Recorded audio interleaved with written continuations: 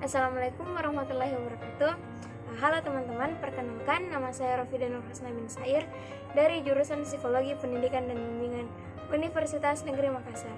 Nah, pada kesempatan kali ini saya akan menjelaskan mengenai materi-materi yang telah didiskusikan pada mata kuliah BK Anak Berkebutuhan Khusus.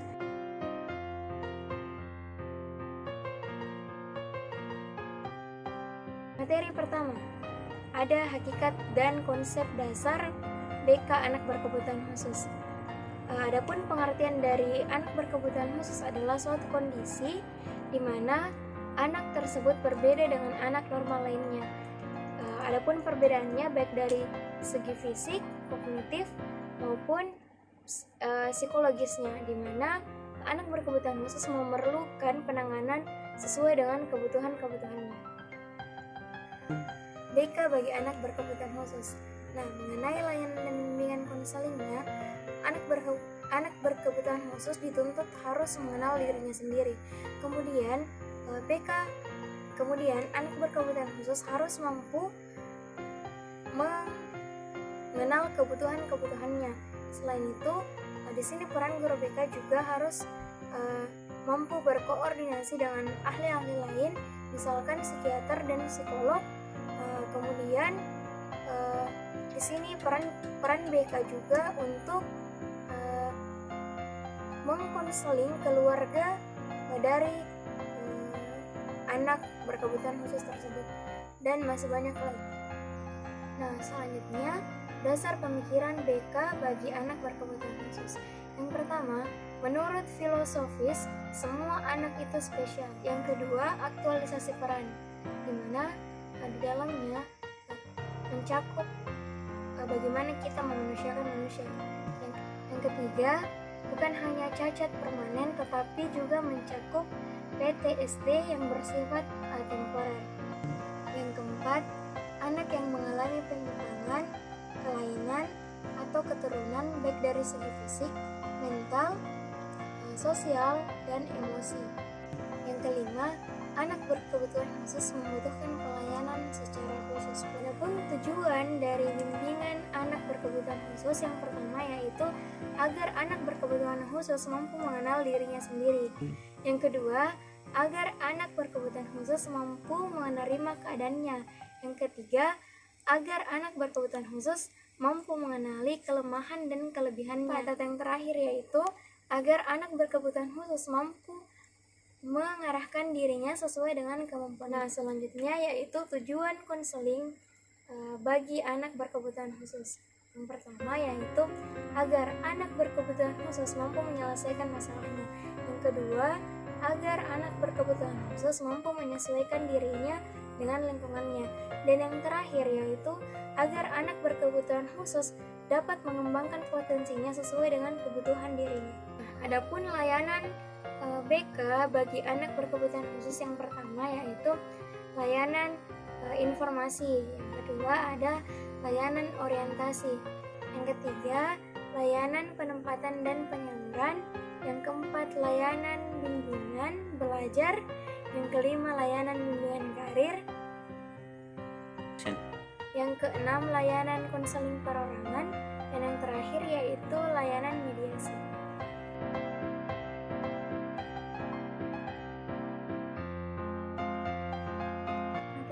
Yaitu jenis-jenis anak berkebutuhan khusus, di mana jenis yang pertama yaitu anak dengan gangguan penglihatan atau tunanetra. Yang kedua, anak dengan gangguan pendengaran atau tunarungu. Yang ketiga, anak dengan gangguan retardasi mental atau tunagrahita. Yang keempat, anak dengan kelainan fisik atau tunadaksa. Yang kelima, anak berbakat atau anak yang memiliki kemampuan istimewa. Yang keenam, anak dengan hambatan berbicara dan berbahasa. Yang ketujuh, anak yang kesulitan belajar. Nah, di sini peran guru BK tentunya berbeda di setiap jenis anak berkebutuhan khusus. Jadi, guru BK perlu memahami setiap jenis anak berkebutuhan khusus agar apa yang guru BK berikan itu sesuai dengan kebutuhan dari anak berkebutuhan khusus ini.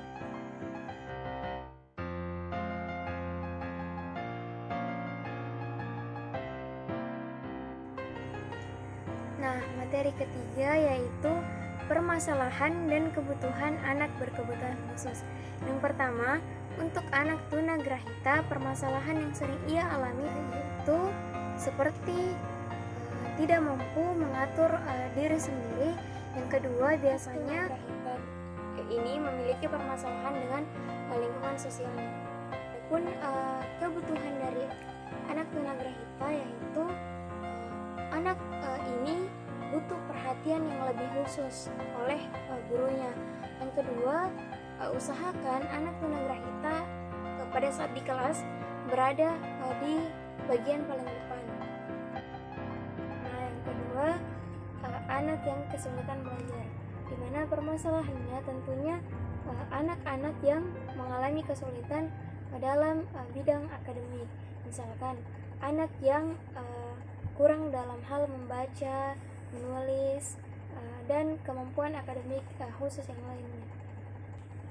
Nah, adapun kebutuhan dari anak yang kesulitan belajar yaitu di mana guru harus mampu memfokuskan anak terhadap hal-hal yang mendukung akademiknya. Misalkan menekankan tentang pengenalan huruf, angka, dan lain sebagainya. Poin ketiga yaitu anak hyperaktif, di mana permasalahannya di sini anak yang selalu bergerak atau tidak bisa diam. Nah, di sini kebutuhan dari anak hyperaktif yaitu kemampuan orang tua dalam mengatur kehidupannya secara terstruktur, juga membiasakan anak tidur tepat waktu. Yang keempat yaitu anak tunalaras, di mana anak dengan tunalaras memiliki permasalahan dengan emosi dan sosialnya. Adapun kebutuhan dari anak tunalaras yaitu guru dapat memberikan pelajaran seperti take and give dan lain sebagainya. Yang kelima yaitu tunarungu dan tunawicara, di mana permasalahan yang dialami mereka yaitu tentunya permasalahan pendengaran dan permasalahan mengenai bicaranya. Nah, adapun kebutuhannya di sini yaitu membutuhkan stimulasi agar kemampuannya mampu dioptimalkan. Yang keenam yaitu anak dengan tunanetra atau gangguan penglihatan, di mana tentunya anak tersebut membutuhkan media pembelajaran yang sesuai dengan standar anak yang mengalami tunanetra atau gangguan penglihatan. Yang ketujuh yaitu anak autis. Nah, permasalahan dari anak autis ini biasanya ia mengalami masalah di lingkungannya.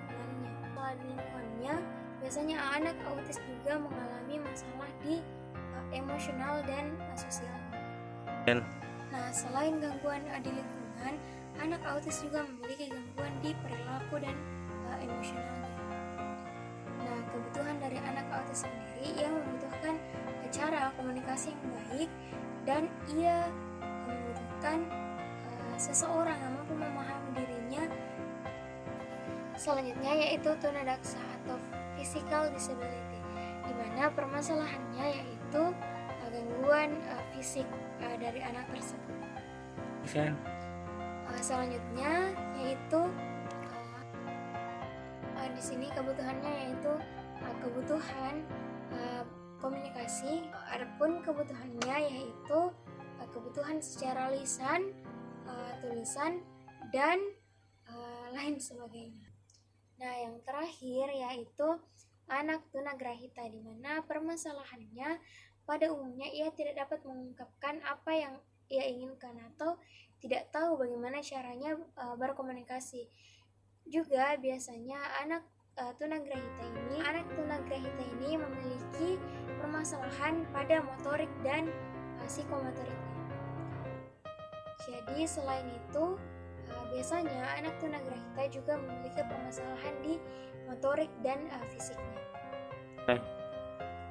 Nah, kebutuhan dari anak tunagrahita pastinya ia membutuhkan komunikasi yang alternatif. Nah, adapun strategi layanan bimbingan dan konseling bagi anak berkebutuhan khusus yaitu mencakup 4 komponen dasar. Yang pertama yaitu layanan dasar, yang kedua layanan responsif, yang ketiga perencanaan individual, dan yang keempat dukungan sistem.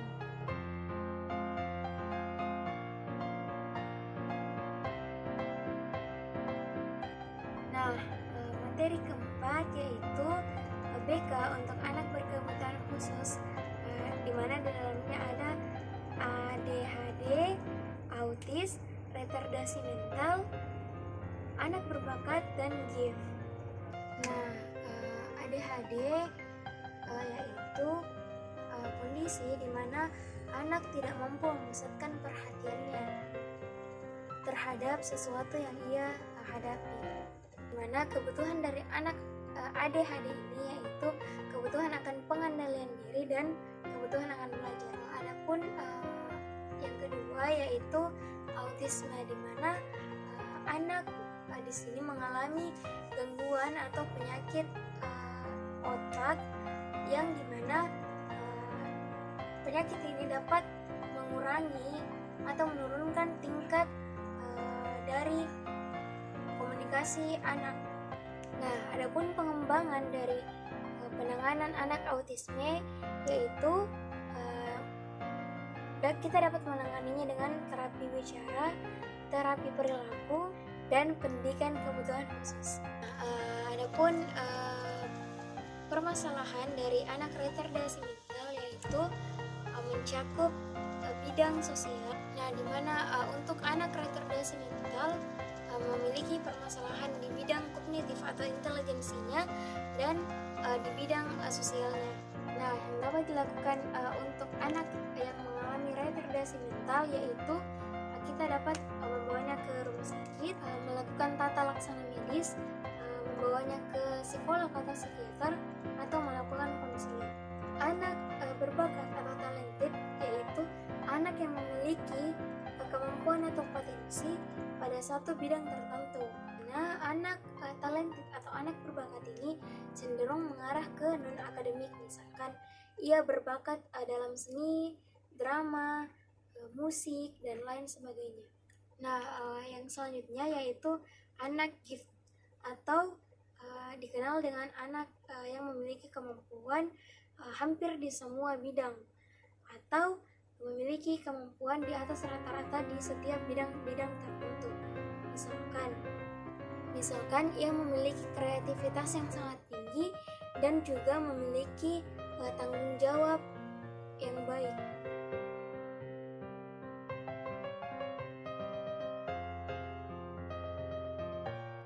Nah, materi yang kelima yaitu pemahaman anak berkebutuhan khusus atau ABK sebagai individu. Kebutuhan anak berkebutuhan khusus terdiri dari 3 poin. Yang pertama, kebutuhan akan fisik atau kesehatan, yang kedua kebutuhan sosial, dan yang ketiga kebutuhan emosional. Jadi di sini dalam membangun kepercayaan diri anak berkebutuhan khusus tidak hanya diberikan pendidikan saja, tetapi harus juga diberikan keterampilan-keterampilan khusus terkait dengan untuk meningkatkan kepercayaan diri dari siswa.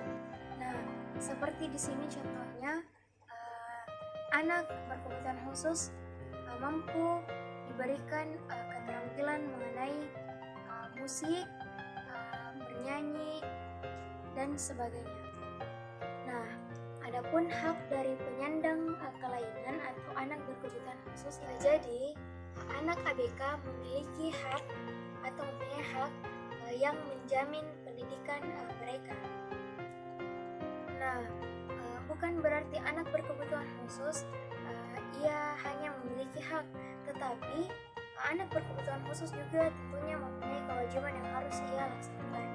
Nah, kewajibannya yaitu anak berkebutuhan khusus harus mampu menghormati dan menghargai orang lain. Yang kedua, anak berkebutuhan khusus juga harus mampu mematuhi peraturan-peraturan yang ada. Dan tentunya anak berkebutuhan khusus juga harus mampu ikut serta dalam kegiatan yang turut membela negara sesuai dengan kemampuan mereka. Tak lupa pula, ia juga berkewajiban harus memiliki kesopanan dan santun dalam hidup.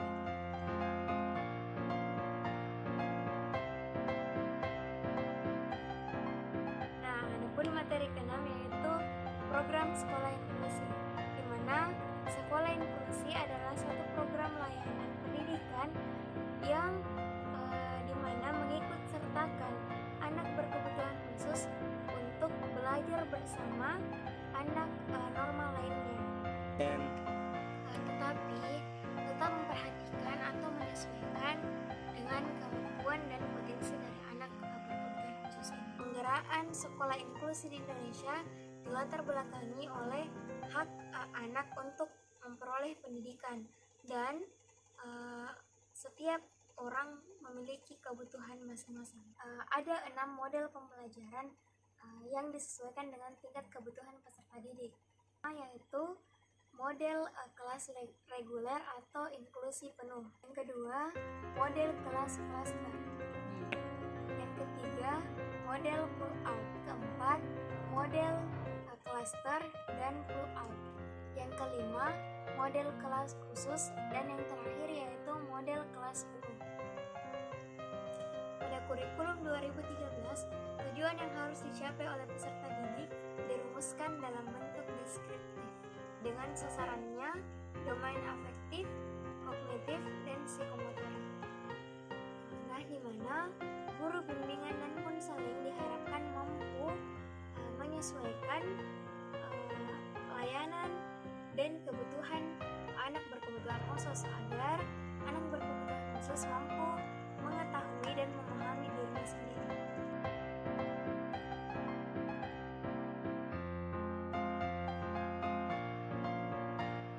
Materi ketujuh yaitu teknik-teknik asesmen anak berkebutuhan khusus.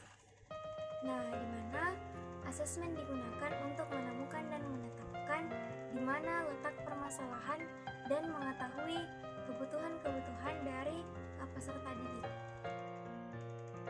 Pada dasarnya, tujuan utama dilakukannya asesmen yaitu untuk memperoleh informasi.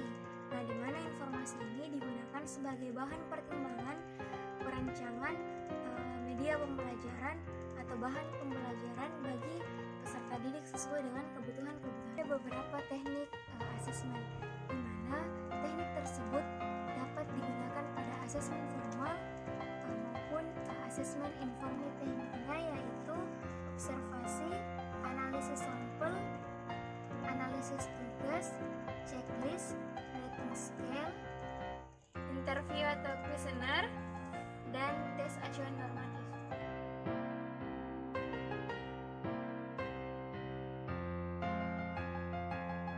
Adapun materi terakhir yaitu teknik dan model bimbingan dan konseling anak berkebutuhan khusus. Nah, dipahami bahwa kebutuhan anak-anak berkebutuhan khusus dan keluarganya masih banyak yang terabaikan. Selama bertahun-tahun hingga saat ini, sejarah juga mencatat bagaimana tanggapan sebagian besar masyarakat terhadap keberadaan anak-anak tersebut dan keluarganya.